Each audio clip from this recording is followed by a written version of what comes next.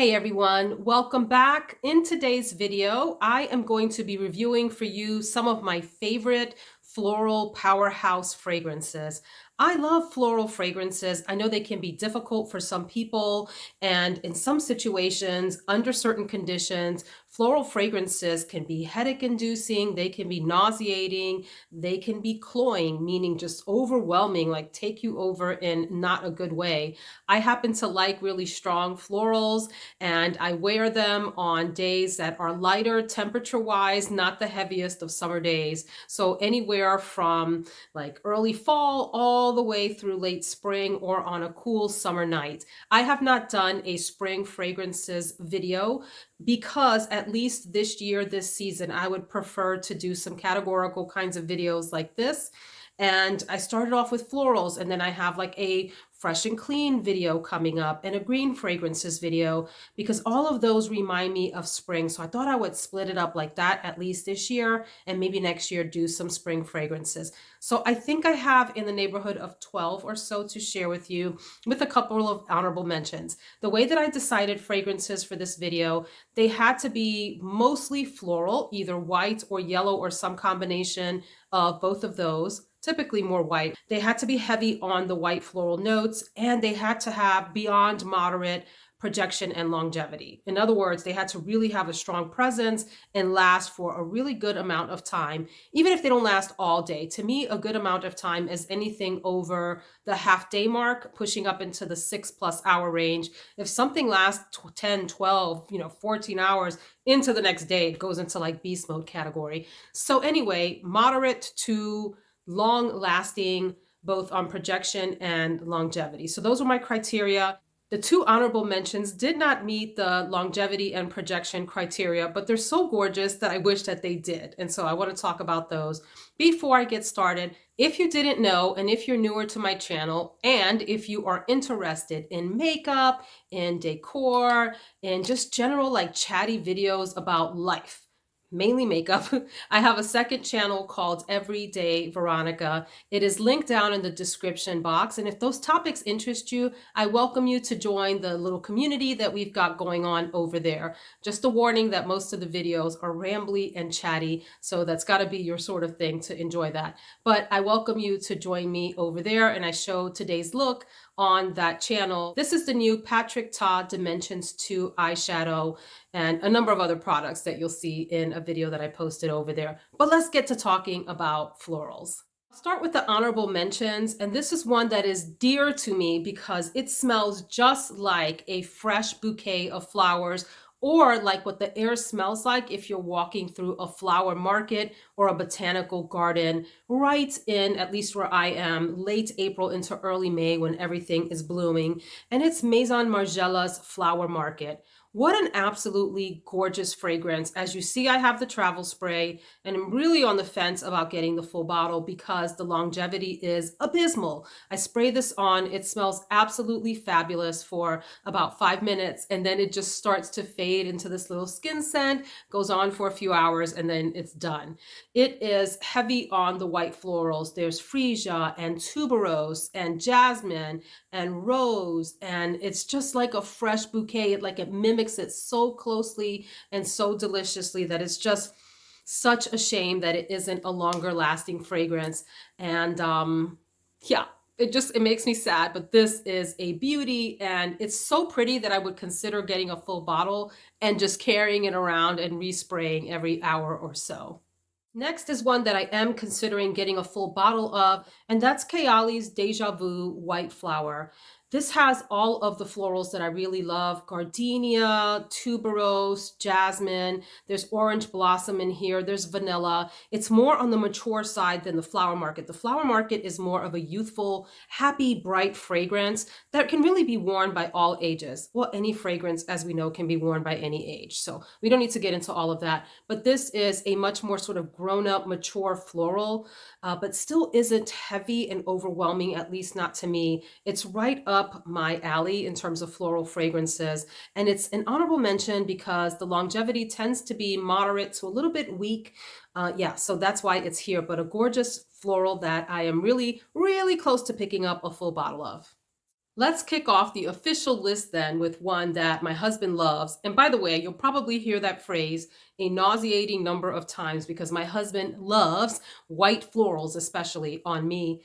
If I wear one, the minute that I go downstairs, he's like all over me, sniffing, asking what I'm wearing. And this one is in that category. I actually considered decluttering this at one point, and now I'm thinking I might have been crazy to think that, but I'll share with you why. It's Estee Lauder's private collection, the Tuberose Gardenia edition. Huge bottle, as you can see. A few sprays goes a long way. I have had this for a number of years now and only need maybe three-ish, four sprays if I'm feeling, footloose and fancy free that day on this. And it lasts forever. And it smells exactly as it sounds, like a tuberose gardenia mixture, which is one of my favorite floral combinations. And I tried not to put too many of those in this lineup, but you'll see a few of these. The thing about this fragrance for me is that it has a bit of a plastic undertone to me. My husband doesn't smell it. No one else smells it, just me. Everyone else loves this on me and it fills up a room. Just a few sprays will fill up an entire room and it goes and it goes and it goes all day. So it's one of those like gorgeous springtime garden fragrances, wedding fragrances, special occasion, ladies brunch out kind of a thing. And it is really pretty, but that plastic thing was a little bit off-putting to me for a while. And I just want to give it more tries this spring. I know that it's beloved here in this house. So I highly recommend this if you are a tuberose gardenia lover and don't mind a little tiny bit of a plastic undertone. No one else smells it but me. So there you go. I don't hear a lot of people talking about this next fragrance. And I'm not sure why, because it is really pretty. I don't even talk about it, and shame on me. It needs love. And that is another Estee Lauder, Modern Muse. This is the Eau de Parfum. There are flankers of this, but this is the original Modern Muse scent. Beautiful floral. It's a very clean, happy floral. Another one that's sort of linear in the sense that it's a heavy white floral, but it does have a little bit of wood and a little bit of patchouli, like a splash, a little doop, splash of patchouli way, way, way, way, way in the background to give it some depth. There's a very clean jasmine and lily combination in here, a little bit of tuberose, and at the top you get a splash of citrus, splash on the opening, and it just calms down. And for those of you that aren't jasmine lovers, this one may be one that you want to try in terms of a floral fragrance, because the jasmine in here is a very clean, simple, linear jasmine versus like your indolic jasmine or jasmines that can be, like too heady, too overwhelming. But what a fresh, clean fragrance. It also sits on this bed of very sort of soft musk. So to me, this is like a fresh out of the shower kind of floral that's just crisp and clean. I really like this, Modern Muse. Then we come to a blind buy that scared me to death, because the reason it scared me is when I first got it and sniffed it, I thought, oh man, I've made a mistake. What is all the hype about? Not because it smelled bad, but because it didn't smell as great as it had been hyped up on YouTube. And that happens, by the way. It's interesting with fragrance reviews. Even I, am susceptible to hype as a reviewer on YouTube. I will watch my peers and go, yeah, this person, that person, and that person loves it, so therefore I must too. And then I'll get a bottle and go, oh, that didn't quite work out. And likewise, it happens on the other end. I have friends that listen to my recommendations and they get bottles and go, whoa, this is not for me. So, it just goes to show you how incredibly subjective it is, the whole fragrance experience. And so, you have to take these reviews with a little bit of a grain of salt and do some of your own research and be willing to either order samples from some of your sample sites like Max Aroma and so forth, or just take chances and have fun with it. So whatever is your pleasure. But that was a long spiel. I'm talking about Xerjoff Accento Overdose. The bottle is absolutely glorious. Oh, like it just needs to grow some wings or something. But anyway, when I first got this, it was okay, but I thought this is what everybody's acting crazy about. But what had happened was I actually sprayed this on for the day. Like I just went for it. And this funny thing happens, and I keep saying this, and I hope that you hear me. Listen, spraying something on a blotter, a fragrance strip, whatever you call these, and sniffing it can give you a sense of what the fragrance is like and whether you might like it or not. But you really need to spray on and sit with the fragrance for several hours or a day to get to know it, let it develop, and see whether you love it or not. It can go both ways. I have smelled things on the blotter that I thought were fabulous and then worn, and it does something strange on me. It just turns into something I didn't expect and I hate it. And then the opposite has happened where something was blah on the blotter. See what I did there? Blah, blotter. Yeah, I'm a toddler. But when I took the chance and actually wore it for the day, it was a completely different experience. In this case, this one became magical on me. It was just something so beautiful, clean, green, floral with some hints of fruitiness to it. And it is a powerhouse. I mean, you can smell this way across the room. The thing about this fragrance that just surprises me is the depth that it has. There's something in here that reminds me of something else, like in the neighborhood of Tibet from Tiziana Terenzi, that kind of thing. So yeah, it has some fruitiness, but it is a powerhouse floral surrounded also by some green, at least at the top, that is really just, this is a very special fragrance. This is, I feel like I am on top of the world, beautiful, have everything together. I actually did my hair that day. Everything's ironed. Do we still iron clothing? Do you iron your clothes? I'm not going to lie. During COVID, I pretty much just tumble dried on high heat in the dryer. Like that was as crisp as my clothing got. I know I'm telling y'all too much. But yeah, this is that fragrance. When you are put together for the day, this will just elevate you all the more. So thumbs up on this one as a powerhouse floral. Those of you that may want a luxury fragrance and don't mind spending some money, I would suggest Herve Laurent Pink Palace Diamonds Are Forever. This bottle was gifted to me by the brand, and I have a review on the house that I will link below for you. I have to let you know, when I tried this initially, I just wasn't crazy about it. I don't know that I am still crazy about it, but I have to give it a lot of credit as being a powerhouse floral. I did wear this several times and others love it on me. What bothers me about this fragrance, just to be honest, is it has freesia, it has magnolia, and sometimes those notes come across a little bit metallic to me, not to anyone else. Other people just love them on me. But for me, those two and Lily of the Valley can come across just metallic. I don't know how else to describe it. However, this is undeniably a beautiful combination of florals. It has peony in it, also very complex. There's a grapefruit note, there's sandalwood in the base. It is a lovely fragrance. So if that sounds good to you, I would suggest checking this out. You can get samples from the site, and it is a nice fragrance. It's beautiful, it's long lasting. I just don't know that it is my personal favorite floral, but it might be yours. So that's Pink Palace Diamonds Are Forever. One of my favorite floral discoveries of 2022. Now, if you look up the notes on this, you don't see just florals across the board, but it comes across as floral to me.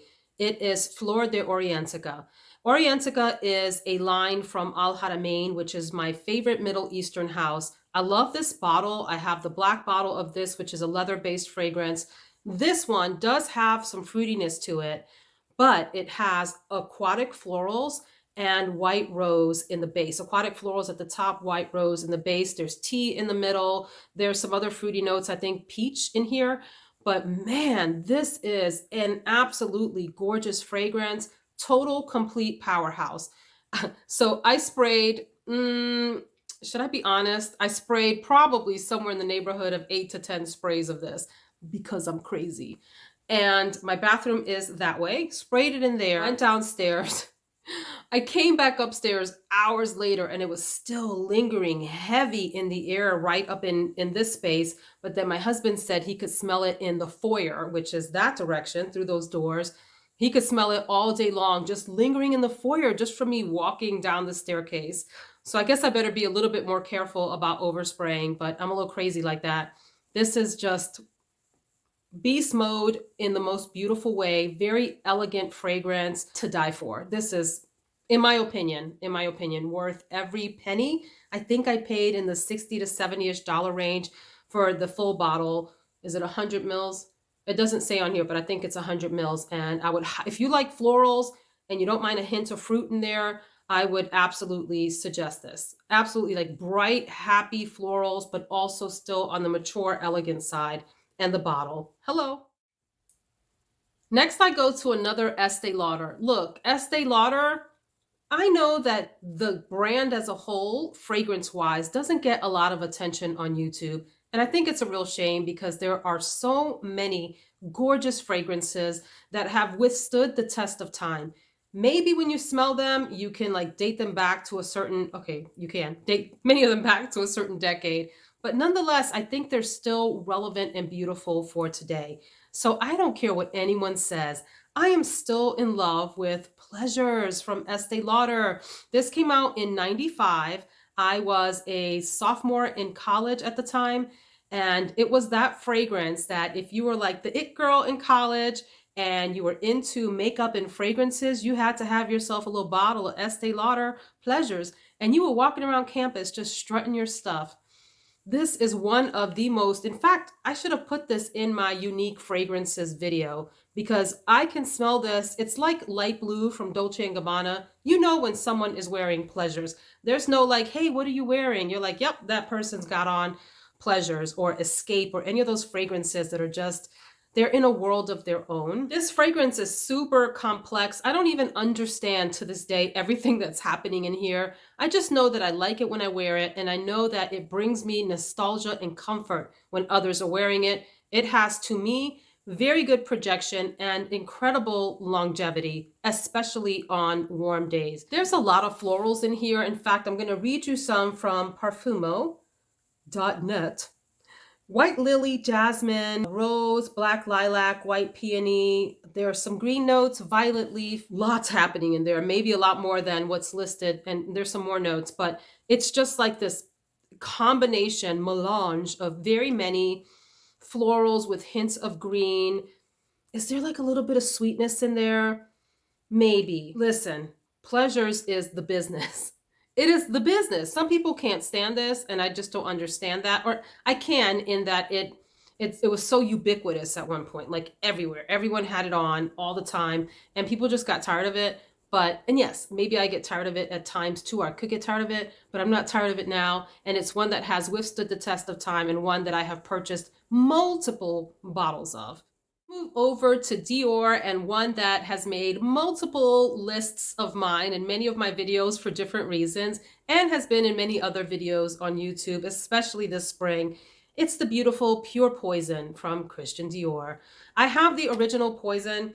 That's a lie. I have a reformulated bottle of Poison, but it just doesn't compare to this beautiful Pure Poison. This is very much a jasmine fragrance with some gardenia. There is citrus in here, some orange blossom. I find it to be a very clean, happy, well-rounded fragrance. I've used the word happy like 10 times in this video. Apologies for not having a deeper, more expansive vocabulary to describe my fragrances. But yeah, this makes me feel happy. I love this bottle. It's like such a winter ice queen kind of bottle. This is a beautiful one in the winter also. But it's so well-rounded. It's really like, I think, intended to be a spring and summer fragrance, although you can wear it in the winter. It's a very clean smelling fragrance, but it has just this like feminine softness, very soft edges to this that make it appropriate for lots of occasions when you want to feel lovely, light, and ladylike and floral. And it has great lasting power as well. I haven't talked about this next fragrance in a long time, but I do have a dedicated video to it. And don't laugh at the bottle. Don't laugh. Boom! Oh my God. Oh my God. This is called Dawn, and it's made by Ajmal. This bottle is ridiculous. This reminds me of the United Nations building in Midtown Manhattan. It's tall and it's sort of thin on the edge. Yeah. But look, this fragrance is nothing short of gorgeous. It reminds me very much, in fact, perhaps it's a dupe of or inspired by or something like that, Michael from Michael Kors, the original Michael, which I also have and could have been part of this video, but it would have been redundant with this one because they are so similar. I don't care what the notes out there on the internet say. I am convinced that there is tuberose and gardenia in here. It's musky. It has a little bit of citrus at the top. But look, this smells nearly identical to Michael, which is heavy, heavy on the tuberose with some woodiness in the base, musky woodiness. I think this is just beautiful, very affordable, and well, I don't know if we can call the bottle beautiful. I don't know what I think about the bottle. Do you want to weigh in? Say in the comments below.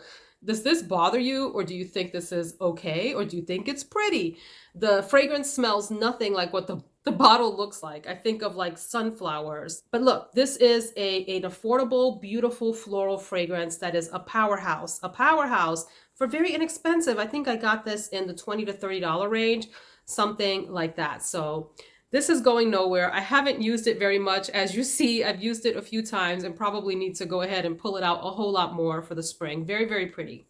I have talked about this next fragrance and its sisters quite a bit, and I love it. I was going to feature her Highness Red in this video because it has some pretty florals in it, but instead I'm going to talk about her Highness Black, which is also a heavily floral, gorgeous, gorgeous fragrance. Here we have a fragrance that has jasmine and tuberose and heliotrope and ylang-ylang all together. There's some fruitiness at the top, but it's mostly that white yellow floral combination with the like powderiness, almondy nature of heliotrope way in the background, kind of caressing the flowers from the back of the fragrance profile. And there's some pepper in here too. Super regal fragrance. These bottles are just redonkulously gorgeous. Very, very heavy, weapons of war. And you can get this for in the neighborhood of $70 to $80 on Amazon. And I think they're also available on Fragrance by CA right now. I adore this, long lasting, beautiful. It's a hit in this house. Come next to a fragrance that just, it makes my heart sing. From the first time I tried this, I knew that I loved it. We were meant to be together. It's Ralph Lauren Woman Intense. Love the cigarette lighter like approach to the bottle. What a gorgeous tuberose, jasmine. There's a little bit of citrus at the top, orange blossom fragrance, mostly on the tuberose side, but a very soft tuberose. For those of you that don't like obnoxious in-your-face tuberoses like in Truth or Dare Madonna or Fracas from Robert Piguet, this might be one that you would like to try. This reminds me of a very tailored dress, a dress that fits you perfectly. It is tailored exactly to your curves and specifications, and you put it on and you zip it up and you feel like $1,000,000. You step into your stilettos, you pop on some of this and you own the world, but in a subtle way. It's not a loud in-your-face fragrance, although it does have incredible projection, longevity, and all of that, but it's not obnoxious. It's a very refined, soft white floral that I just can't get enough of. I adore this fragrance and highly recommend it if you're into white florals. I want to share with you two dupes for Armani Privé's Rouge Malachite, which we all know is that beautiful floral fragrance that is just desirable, hard to get a hold of, and very expensive. It is Julianna's perfume Bad Bee. I try to keep this channel family friendly, so use your imagination for the bee. And then Riffs Luxury Rouge. Both are really fantastic imitations of Rouge Malachite. So we're talking about tuberose, jasmine, ylang-ylang, gorgeous with amber in them. They're both beautiful. I prefer the Luxury Rouge version a little bit more than the Bad Bee. I find this a little bit more elegant and softer around the edges than this one, but this one is really fantastic too. This one is less expensive. I think I got this for $25. This one runs about $60 to $70 on the Julianna's Perfume website. But listen, if you've been looking for Rouge Malachite in the air, no one can tell the difference between these two and the original.